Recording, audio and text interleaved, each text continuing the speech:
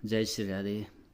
अहिले समाजमा धेरै डिप्रेसनमा जाने, धेरै मानसिक तनावमा जाने, वैवाहिक जीवन पनि बिग्रिएका, व्यवहारिक पक्ष बिग्रिएको, व्यावसायिक पक्ष बिग्रिएको, लगभग 80-90% मान्छेहरूको जीवन सोचेभन्दा फरक पाटोमा चलिरहेको हामीले देखिरहेका छौँ र बुझिरहेका पनि छौँ।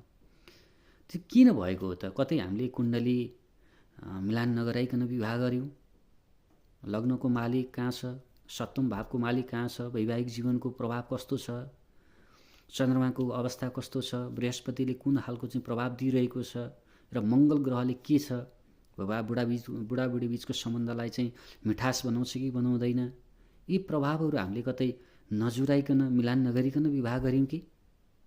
त्यो पनि हुनसक्छ। यदि यस्तो खालको परिस्थिति हो भने यी समस्याहरू पनि आउन सक्छन्।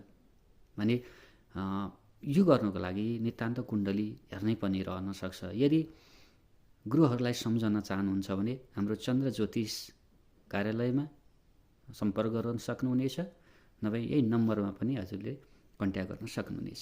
जय श्री राधे।